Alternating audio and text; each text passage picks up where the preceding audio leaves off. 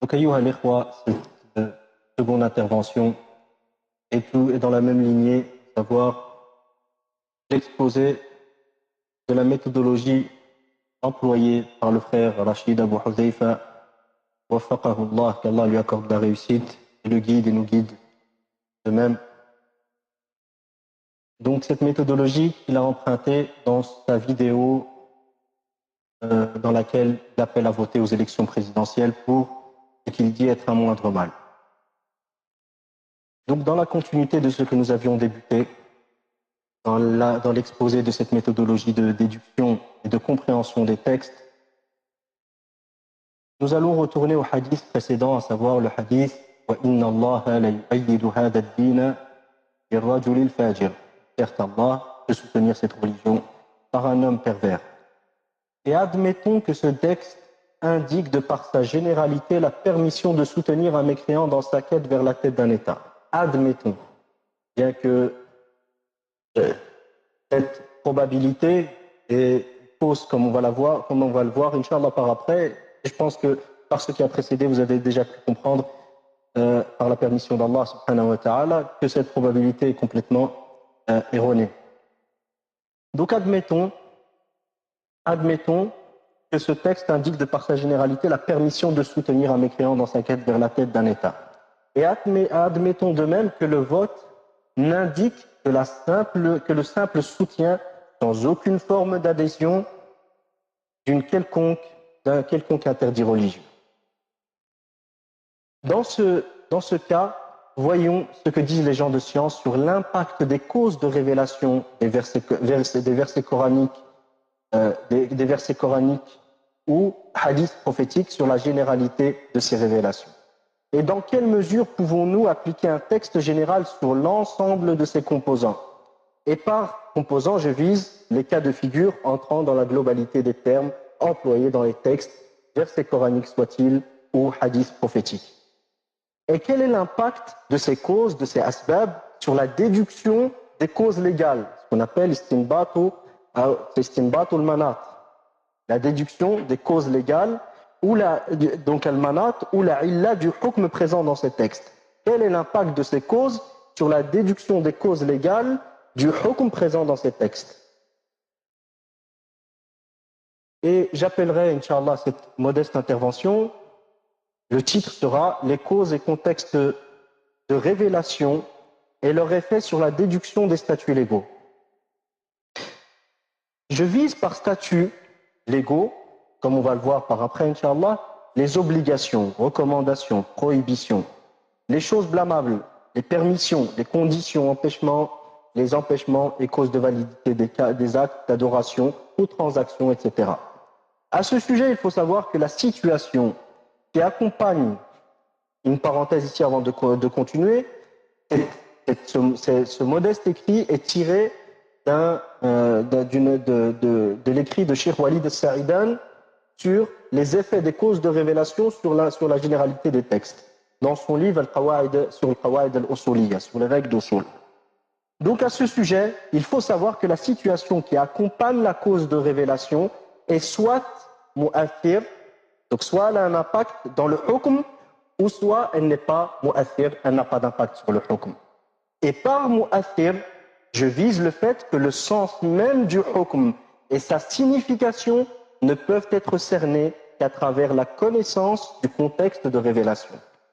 Si maintenant le contexte de révélation est mu'athir, c'est-à-dire qu'il a un effet, le hukm sera alors spécifique à ce contexte, sans aucun lien avec des situations différentes.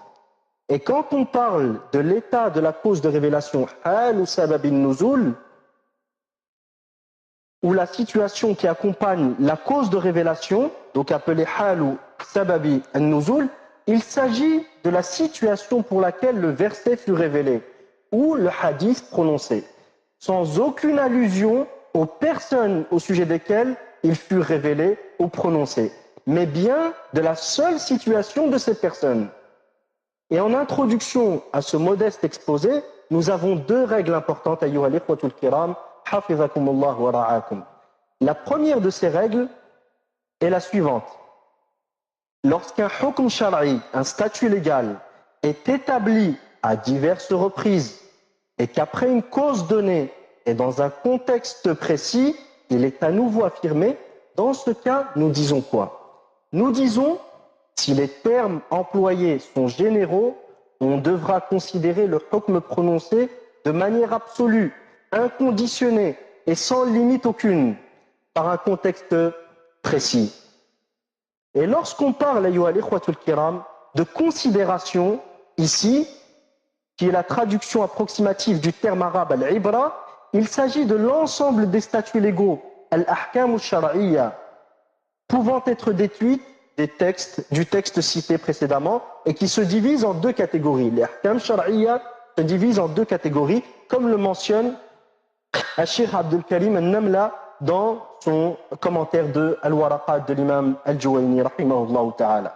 Il se divise donc en deux catégories. La première catégorie des ahkam shar'iyya est ce qu'on appelle al-ahkam al-taklifiyya, qui sont au nombre de 5. Le premier, al-wujub, l'obligation. Le second, al-nadbu, la recommandation. Le troisième, al-tahrimu, la prohibition. Le quatrième, al-karaha, la désapprobation. Et le cinquième, al-ibaha, la permission. La seconde catégorie de ahkam shar'iyya est ce qu'on appelle al-ahkam al-wad'iyya, dit conventionnels, qui sont au nombre de 5 de même. Le premier, ash-shartu, la condition. Le second, al-mani'u, l'empêchement. Le troisième, as-sababu, la cause. Le quatrième, al-azima, le hukm de base. Et le cinquième, al-rukhsa, le hukm exceptionnel. Donc comme j'ai dit, pour plus de détails, revoir le sharh de l'Waraqat de Cheikh Abdul Karim al-Namla ou d'autres ouvrages d'usul al-fiqh qui présentent ce sujet.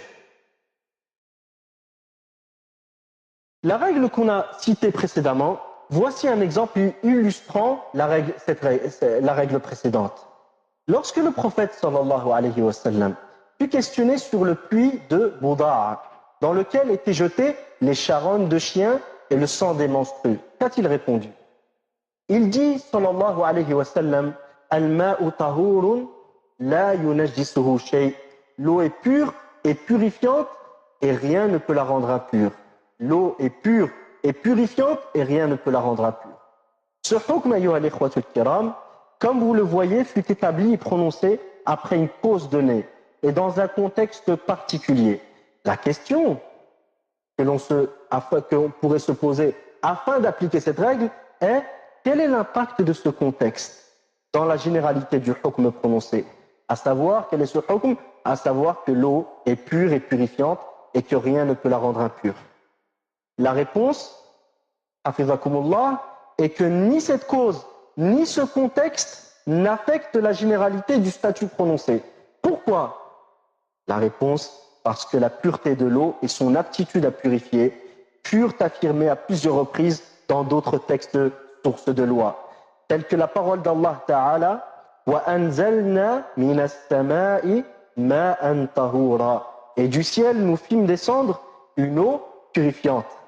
Par conséquent, ce hukm que l'eau est pure et purifiante et que rien ne peut la rendre impure, c'est-à-dire que rien ne peut la rendre impure, c'est-à-dire que la simple présence d'impureté dans l'eau, aussi longtemps qu'elle n'altère pas l'une des 3 caractéristiques de l'eau, qui sont la couleur, le goût et l'odorat, la simple présence de ces impuretés n'affectera nullement la pureté de l'eau et son aptitude à purifier. Ce hukm donc n'est pas spécifique à ce puits, ni aux charognes de chiens ou sang des menstrues, mais il englobe toute source d'eau et toute forme d'impureté. Le contexte et la cause n'ont ainsi aucun effet sur la généralité du texte appelé par le contexte et la cause n'ont ainsi aucun effet sur la généralité du texte, cette généralité appelée par les savants de usul par dilalatul umum ou dalalatul umum. Le hukm, qui est la pureté de l'eau, et de ce fait la purification. Le hukm qui est la permission d'y avoir, le hukm qui est la pureté de l'eau, et de ce fait la permission d'y avoir recours pour ses besoins vitaux ainsi que les lavages rituels al-wudu et al-ghusl, ce hukm est ici une preuve. Donc quand j'ai dit le wudu et le ghusl, c'est entre autres, c'est l'une des formes de lavage rituel. Donc ce hukm qui est la pureté de l'eau et de ce fait la permission d'y avoir recours pour ses besoins vitaux ainsi que les lavages rituels al-wudu et le ghusl, ce hukm est ici une preuve pour d'autres cas de figure différents de celui de départ. Et ce, aussi longtemps qu'ils entrent, c'est-à-dire que ces cas de figure entrent dans la globalité des termes généraux utilisés, tels à savoir al-ma, tant qu'ils rentrent dans le nom de eau, de l'ma.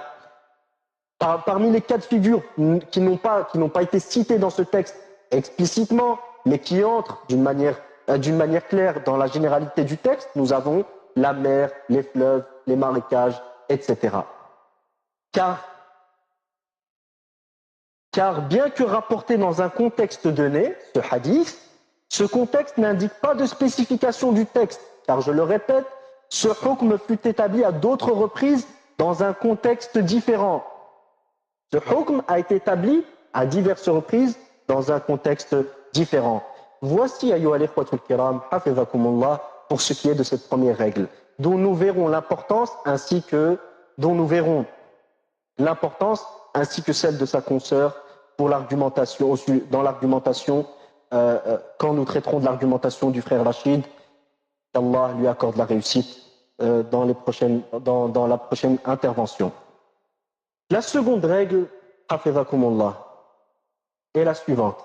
Lorsqu'un hukm shar'i est établi ou révélé après une cause donnée et un contexte défini, et que tous deux, la cause et le contexte, sont présents dans un autre cas, n'empêchèrent pas à l'opposé du hukm d'être prononcé. Ou, deuxièmement, que le hukm se soit limité à ce cas de figure.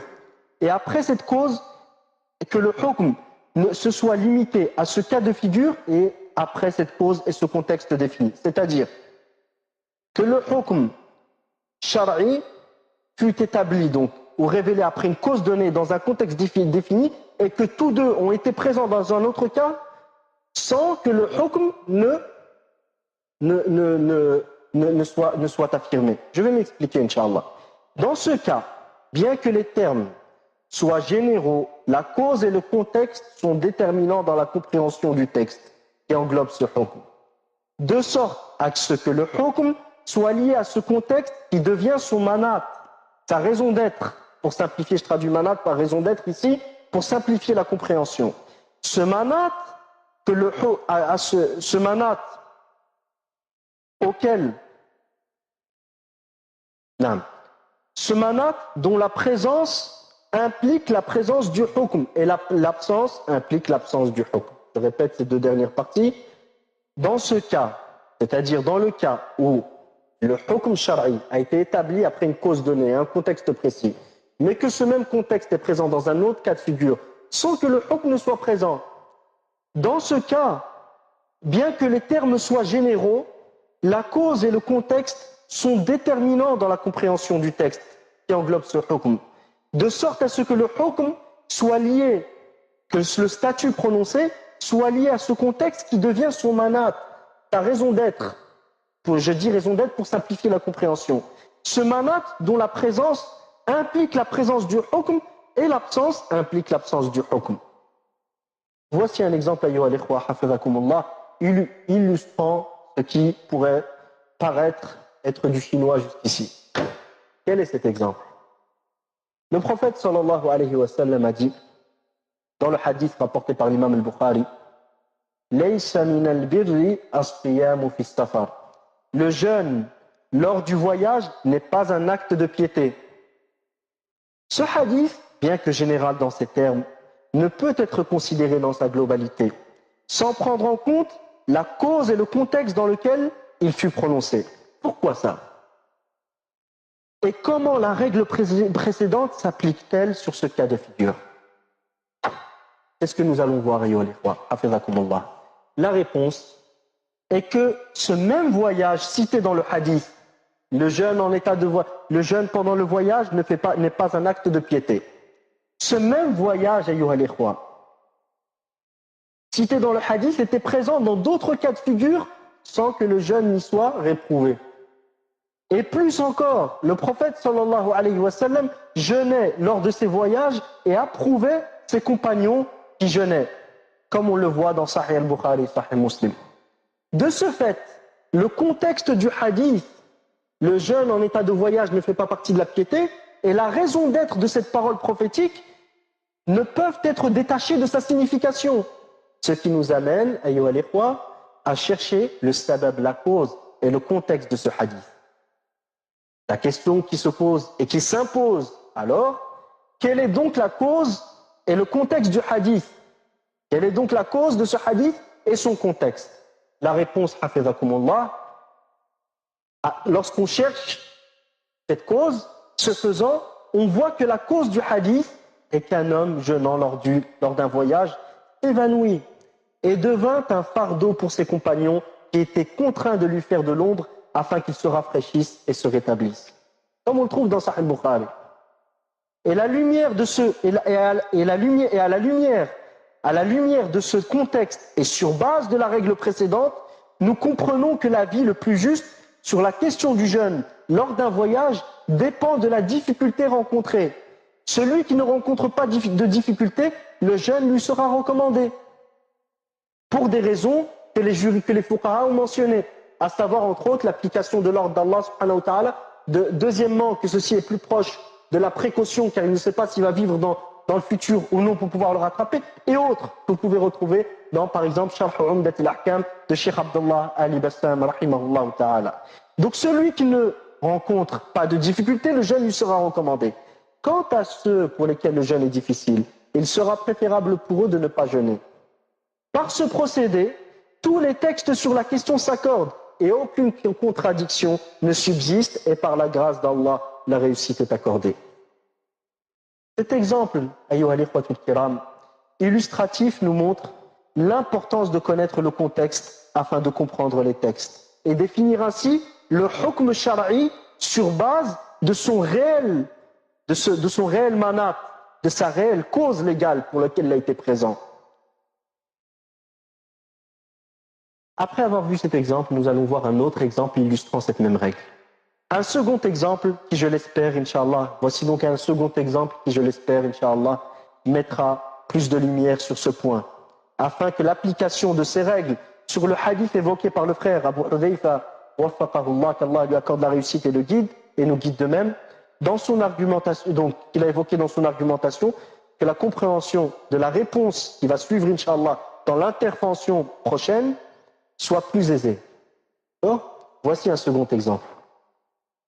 Le verset sur Al-Li'an. Quel est le verset sur Al-Li'an? Je cite la traduction approximative de ce verset. Allah subhanahu wa ta'ala nous dit: et quant à ceux qui lancent des accusations, contre leurs propres épouses, sans avoir d'autres témoins qu'eux-mêmes, le témoignage de l'un d'eux doit être une quadruple attestation par Allah qu'il est du nombre des véridiques.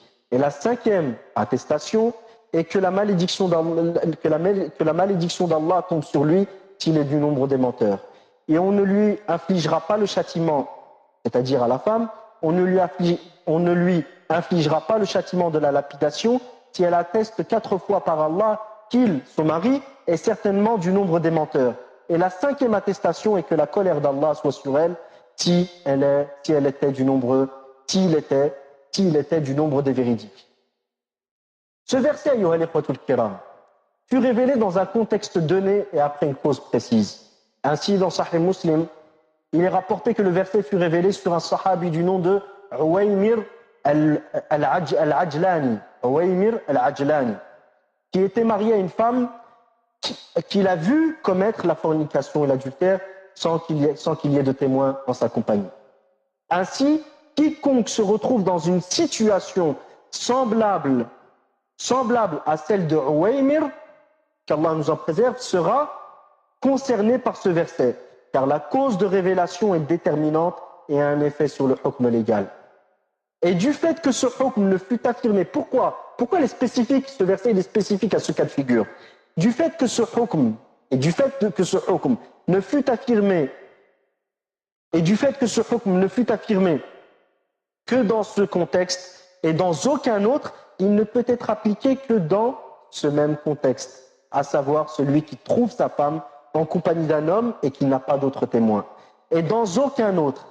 Et pourquoi, ayyuha al-ikhwatul kiram, hafizakumullah wa ra'akum wa baraka fi sa'ikum, et qu'Allah vous récompense pour votre recherche de la science. Et rappelez-vous du hadith rapporté par l'imam al-Bukhari, où le prophète sallallahu alayhi wa sallam dit وَمَنْ سَلَكَ طَرِيقًا يَلْتَمِسُ فِيهِ عِلْمًا سَهَّلَ اللَّهُ لَهُ بِهِ طَرِيقًا إِلَى الْجَنَّةِ. Celui qui emprunte un chemin pour apprendre la science, Allah lui facilitera par ce chemin qu'il a emprunté pour apprendre la science, un chemin vers le paradis. Et comme il dit Ibn Rajab rahimahullah en commentaire de ce hadith, celui qui emprunte un chemin vers la science, c'est aussi bien au sens propre qu'au sens figuré. Au sens propre, au sens où il a réellement marché vers les assemblées de sciences. Et au sens figuré, c'est celui qui lit les livres, qui apprend, qui révise. Et entre autres, ce que vous êtes en train de faire lorsque vous essayez de comprendre la religion d'Allah subhanahu wa ta'ala. Celui-ci, Allah lui facilite un chemin par ce chemin qu'il a suivi, par ce sabab, par cet effort qu'il a fait, qui est très très dur pour le nafs. Comme disaient les anciens, celui qui ne patiente pas face à l'humiliation de l'apprentissage pendant 1 heure de sa vie, il goûtera tout au long de sa vie à l'amertume de l'ignorance. L'amertume de l'ignorance. Qu'Allah nous en préserve. Donc ce que vous êtes en train de faire aujourd'hui, regardez la récompense. Ibn Rajab rahimahullah dit ensuite, et la parole du prophète sallallahu alayhi wa sallam, Allah lui facilite par ce chemin qu'il a pris, un chemin vers le paradis, c'est aussi bien au sens propre qu'au sens figuré. Yawm al-Qiyamah, un jour qui sera dur à supporter, qu'Allah nous en préserve. Un jour où tu verras les gens tels ivres, mais ils ne seront pas ivres, mais ce sera le châtiment d'Allah qui sera terrible. Un jour où la femme enceinte accouchera de son enfant. Un jour où tu verras les gens, la mère délaisser son enfant. Ce jour-là, Allah te facilitera un chemin vers le paradis. Tu marcheras dans la sérénité et la tranquillité. Pourquoi? Parce que tu as emprunté un chemin qui est difficile en ce bas monde et que très peu empruntent à se voir le chemin de l'héritage des prophètes. Alayhimus salatu wassalam. Les prophètes n'ont laissé ni dirham ni dinar en héritage, mais ils ont laissé cette science. Et celui qui prend cette science, il aura obtenu un grand gain qui a une valeur inestimable. Inestimable. Comme disait Hafiz al-Hakami rahimahullah, Ya talib al-ilmi la tabghi bihi badala. Ô étudiant des sciences religieuses, ne délaisse rien, n'abandonne cette science pour rien au monde. Par le Seigneur de la plume, par le Seigneur de la planche gardée et de la plume, tu as tout gagné. La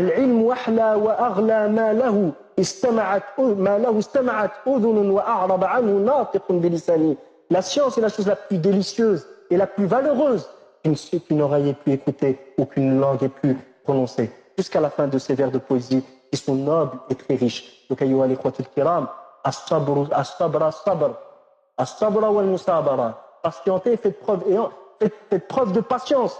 Car la patience, comme dit le prophète sallallahu alayhi wa sallam, dans le hadith que vous retrouvez dans les 40 hadiths de Nawawi, was-sabru diya, la patience est une lanterne. Et la lanterne, regardez à l'intérieur comment elle est. Elle brûle. Donc la patience, ça te brûle intérieurement. Mais les effets, c'est quoi? C'est que ça illumine ton chemin dans ta vie. Tu verras plus clair. Tu sauras répondre aux ambiguïtés, tu sauras comprendre avant tout l'objectif d'Allah subhanahu wa ta'ala, ton maître et Seigneur, et l'objectif de son messager. Alayhi afdalus salatu wa ahsanut taslim. Tu comprendras ce qu'Allah t'a dit. Tu auras une véritable relation avec Allah subhanahu wa ta'ala. Tu comprendras ce qu'Allah te dit quand tu liras le Coran, les hadiths du prophète sallallahu alayhi wa sallam, les paroles des fuqaha, les paroles des savants de la Ummah. Tu comprendras. Tu verras les choses clairement. Tu auras une basira, une clairvoyance par laquelle tu verras les choses comme elles le sont. Et comme disait Ibn Taymiyyah, rahimahullah ta'ala, celui qui ne connaît pas les bases de l'argumentation, les bases de la compréhension, n'a pas le droit à la parole dans la religion d'Allah. Celui qui ne connaît pas usul al-fiqh n'a pas le droit à la parole dans la religion d'Allah, car il va falsifier la religion d'Allah. Qu'Allah nous préserve de ceux qui falsifient sa religion, et qu'Allah guide nos frères qui cherchent à faire le bien, et qui sont comme on les considère en apparence. Et seul Allah sait la fin de chacun, la fin de vie de chacun. Et seul Allah subhanahu wa ta'ala sait le fond caché de chacun, comme on les considère sincères, qu'Allah subhanahu wa ta'ala les guide. Et nos paroles, mes paroles, bien qu'elles peuvent paraître dans certains cas de figure dures, et qu'elles portent une certaine dureté, wallah, thumma wallah, et derrière, incha'Allah ta'ala, je l'espère, wala uzaki nafsi, je l'espère, incha'Allah, j'espère cela d'Allah. Allah subhanahu wa ta'ala yarzuqana ar-rahmata bil khalqi, qu'Allah nous accorde la compassion vers les créatures. Comme disait Cheikh l'Islam Ibn Taymiyyah rahimahullah, Ahl sunnati wal jama'a a'lamu an-nas bil khalqi wa a'lamu an-nas bil haqqi wa arhamuhum bil khalq. Ahl sunnah wal jama'a sont ceux qui ont le plus de connaissances sur la vérité, qui connaissent le plus la vérité et qui sont les plus compatissants envers les créatures. Qu'Allah subhanahu wa ta'ala nous fasse de ces personnes-là. Donc celui qui suit ce chemin vers la science, quelle est sa récompense? Le jour du jugement, un jour terrible, un jour pour lequel on doit se préparer tout au long de notre vie. Ce jour-là, tu marcheras avec sérénité jusqu'à arriver, tu marcheras avec sérénité en voyant les gens dans les peines et les difficultés dans lesquelles ils sont, jusqu'à entrer au paradis. Allah te facilitera les choses et tu marcheras avec une facilité. Ça provient de qui? De ton maître et Seigneur, Allah tabaraka wa ta'ala. Inna kunna nad'uhu min qabl, innahu al-barru rahim. Certes, nous l'invoquions auparavant, il est le bienfaisant et le tout miséricordieux. Allah est le bienfaisant, il te facilitera les choses. Par quoi? Par sa bonté, non pas par ce qu'on mérite, non. Réellement, nous, qu'est-ce qu'on mérite? On ne mérite rien d'Allah.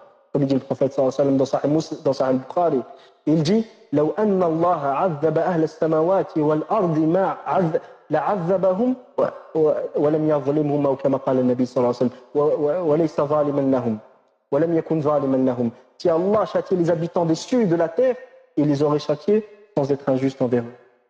Si Allah nous châtiait, nous mettait en enfer, il ne serait pas injuste envers nous.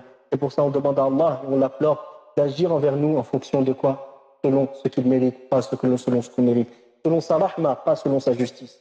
Qu'Allah nous préserve de nous juger selon sa justice. Sinon on est mené vers la perdition. Qu'Allah nous accorde sa rahma, qu'Allah nous accorde sa rahma, qu'Allah nous accorde sa rahma. Donc ce jour-là, Allah subhanahu wa ta'ala te facilitera le chemin vers le paradis.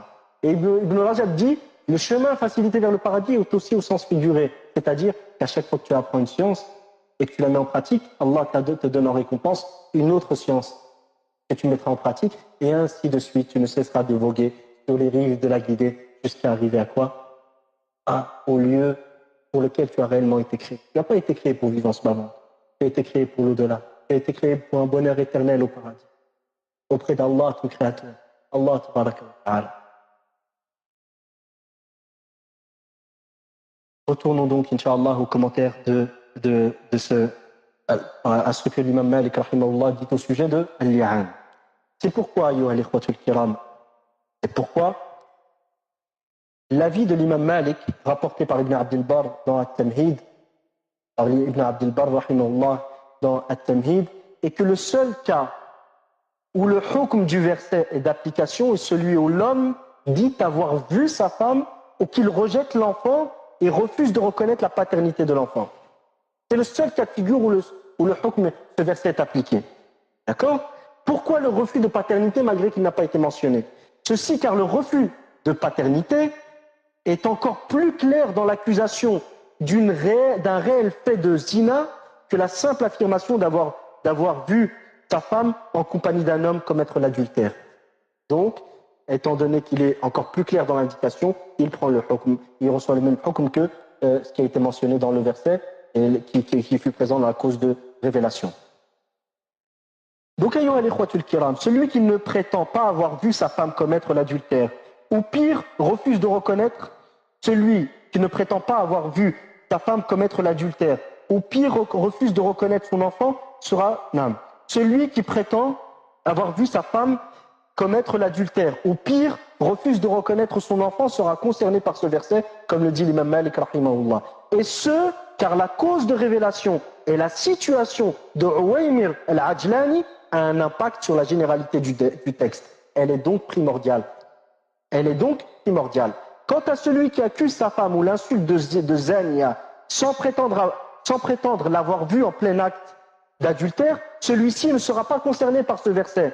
Mais il sera concerné par le verset qui a été cité juste avant, dans Surat An-Nur, et ceux qui lancent des accusations, dans la traduction approximative, et ceux qui lancent des accusations contre les femmes chastes, sans produire par la suite 4 témoins, fouettez-les de 80 coups de fouet.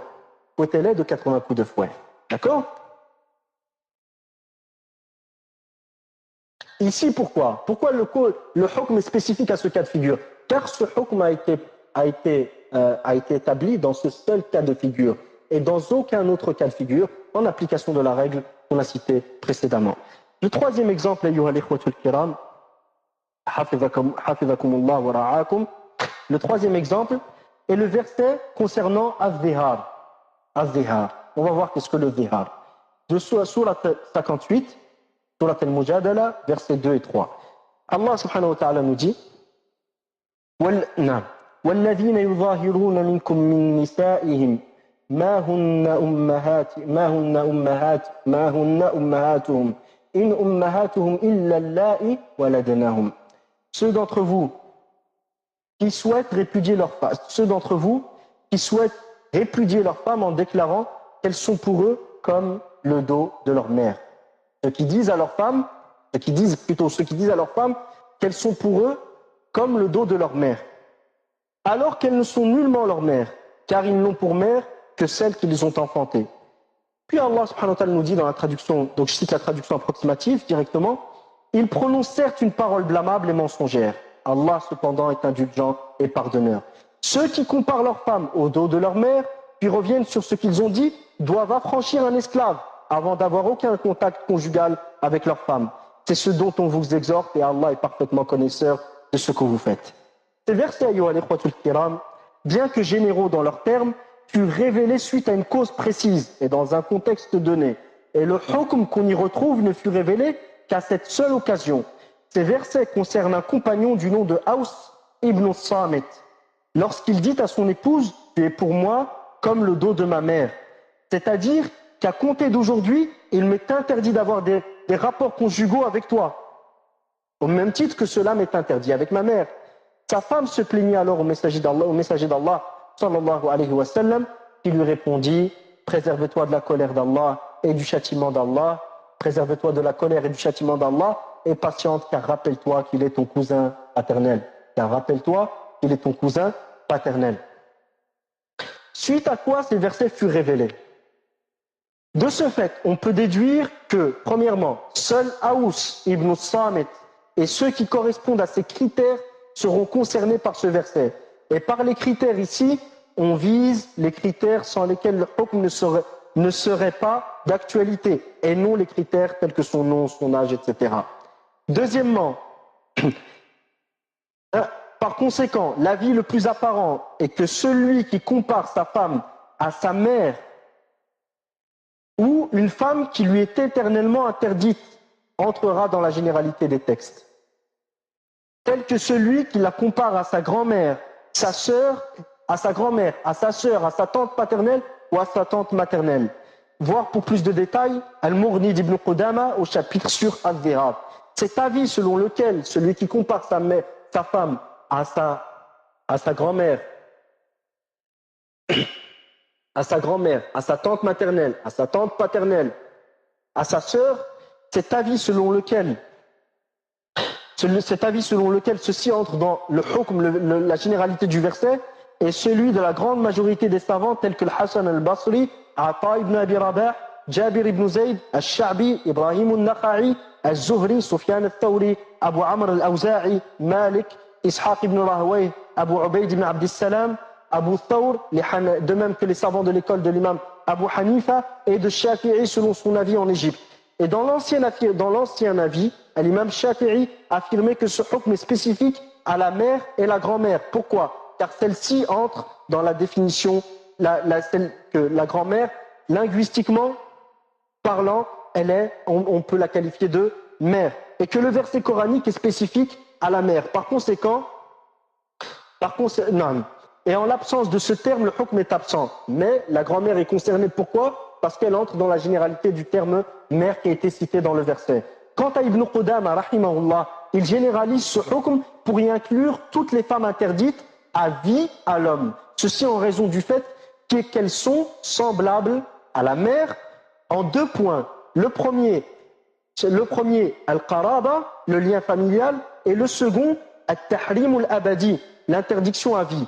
Le hukm ne peut donc être différent de celui cité dans le verset en raison du fait que la charia ne fait pas de distinction entre deux choses totalement semblables, ou plus précisément entre deux choses qui sont tous deux similaires dans les éléments en raison desquels le hukm fut établi. Ce qui est à retenir, ayyuha al-ikhwatul kiram, ici, est que les savants ne divergèrent nullement, retenez bien ce point, les savants ne divergèrent nullement sur l'impact de la cause de révélation sur le hukm déduit de ce texte. Mais leur divergence porta seulement sur le fait de se limiter aux mots cités ou d'élargir le champ d'application pour y introduire les cas qui sont similaires à ces mots-là dans la cause légale déduite du hukm.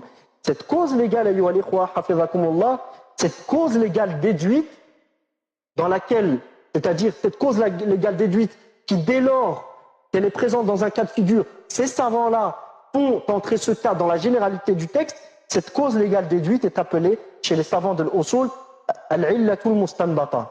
D'accord? Elle est appelée al-illa al-mustanbata.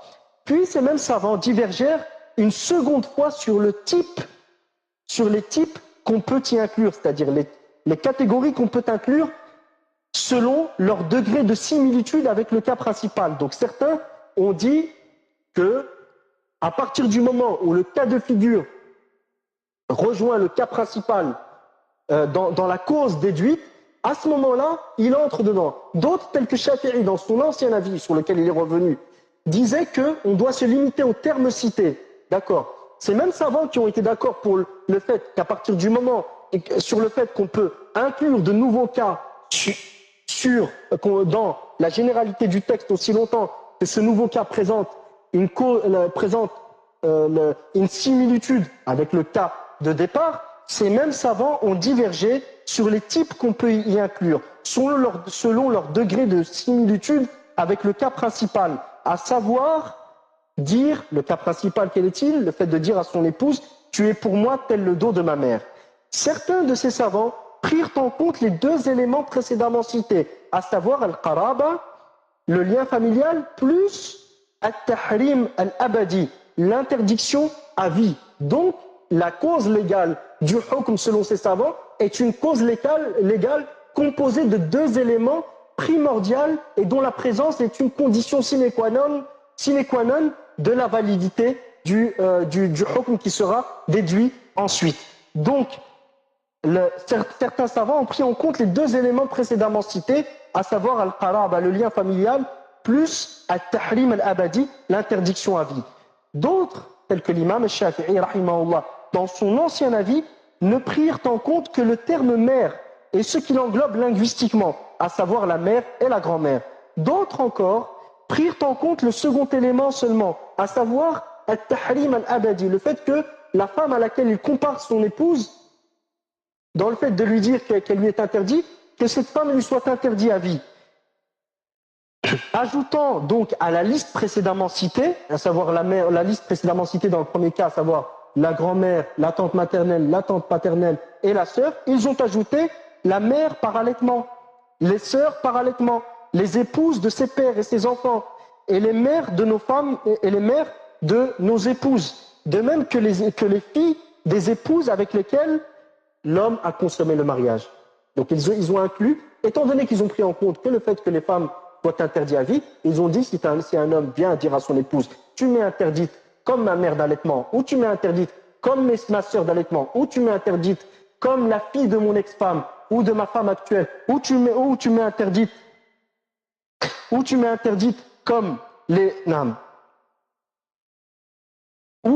interdite comme les filles, les filles de mes épouses, avec lesquelles il a consommé, les filles de ses épouses avec lesquelles il a consommé le mariage, si jamais il dit cela, ce sera un vihar et il sera concerné par le verset. Donc s'il veut revenir avec cette femme, il doit libérer un esclave. Vu que si ce n'est pas possible, qu'est-ce qu'il doit faire? Il doit, jusqu'à la fin des versets qui ont été mentionnés, des ahkam qui ont été cités dans la sourate Al-Mujadala, la sourate numéro 58.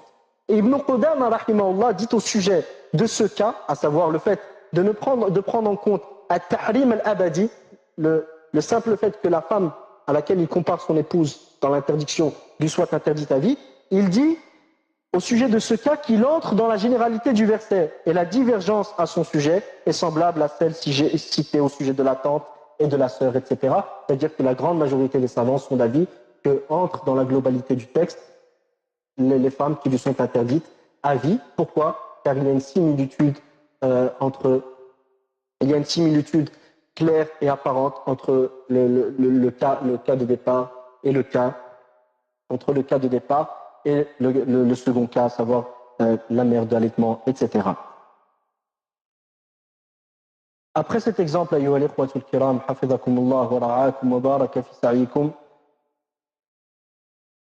le point suivant avec lequel nous clôturerons cette seconde intervention, Inch'Allah, est que ce verset que nous venons de voir ne concerne pas celui qui jure de divorcer son épouse ou qui dit « tu me seras interdite si tu fais telle et telle chose » et autres cas similaires. Cet avis est celui de la grande majorité des fuqaha, tels que Malik et Shafi'i, comme le précise Ibn Qudama dans Al-Mughni, au chapitre « Celui qui dit à son épouse « tu m'es interdite ». Anti alayya haram. Pour quelle raison il n'entre pas dedans? Pourquoi? Parce que ce hukm n'a été cité qu'après ce contexte bien précis. Les cas de figure qui ne sont pas similaires à celui-ci ne sont pas concernés par le verset. Nous voyons donc que le contexte fut déterminant et que n'entre dans la globalité des termes que le mot zahir, dont nous avons vu les caractéristiques et celui qui est pareil à ce mot zahir. Ceci car la cause de révélation a un effet sur le hukm, lequel ne vit le jour qu'après cette cause et dans ce seul contexte, sans être établi dans d'autres cas de figure. Ce qui prouve bel et bien l'influence du contexte sur le hukm, et Allah demeure le plus savant. Et pour terminer, ayyuha al-ikhwatul kiram, cette introduction théorique, qu'Allah nous accorde à tous la réussite et vous accorde vos récompenses pour votre patience à l'écoute de cette intervention. Je résume le sujet que nous avons vu aujourd'hui, Inch'Allah, en quelques mots. Les causes et contextes de révélation ou de prononciation d'un hadith peuvent influer à la généralité des textes dans certains cas et dans d'autres, ils n'influent pas la généralité des textes. On doit prendre en compte la globalité des termes employés. Si le hukm shar'i est prononcé après une cause donnée, nous avons deux cas de figure. Si ce hukm fut prononcé à diverses reprises, à d'autres reprises, dans ce cas, la cause n'a aucun effet sur la spécification du hukm. Si le hukm fut prononcé à d'autres reprises qui sont différentes et dans d'autres cas différents de ce cas-là, dans ce cas, la cause n'a aucun effet sur la spécification du hukm, si ce n'est, comme le mentionne Al-Amin al-Shanqiti rahimahullah ta'ala dans Al-Mudhakkira fi usul al-fiqh, que cela indique, c'est-à-dire quand un hukm est cité, qu'un hukm fut prononcé à diverses reprises, qu'un hukm a été cité après une cause donnée, cela indique, comme le dit l'Amin al-Shanqiti, ça c'est une faïda en plus, que cette cause est concernée de manière certaine, c'est-à-dire qat'iyya, par la généralité du texte. D'accord? Quand nous avons un hukm établi après une cause, ceci montre que cette cause-là entre de manière certaine dans le hukm, dans la généralité du verset. Donc je reviens sur le résumé. Si le hukm shar'i est prononcé après une cause donnée, si ce hukm fut prononcé à d'autres reprises et dans d'autres cas, dans ce cas, la cause n'a aucun effet sur la spécification du hukm. Exemple, le hadith du puits de Buda'a avec le sang des menstrués, les chiens chevrons de chiens qui étaient jetés. Le second cas, lorsque le hukm n'est prononcé qu'après cette seule cause, laquelle fut présente dans d'autres cas, sans pour autant que le hukm ne soit présent. D'accord? Dans ce cas, le hukm, la cause dans laquelle le verset a été, après laquelle le verset a été révélé, ou le contexte dans lequel le hadith a été prononcé, est primordial dans la compréhension du texte. D'accord? Exemple, le hadith, le jeûne en voyage ne fait pas partie de la piété. Dans les prochaines interventions, nous verrons, Inch'Allah, les points suivants. Premièrement, la réelle nature du hadith. Allah peut soutenir cette religion par un homme pervers, et dans quelle catégorie de texte entre-t-il? De même que nous verrons, Inch'Allah, l'application des règles précédemment citées, qu'on a citées aujourd'hui, sur ce cas. D'accord? Et d'autres points qui suivront avec la permission d'Allah. ولا حول ولا قوة إلا بالله وصلى الله وسلم وبارك على نبينا محمد وعلى آله وصحبه أجمعين والحمد لله رب العالمين.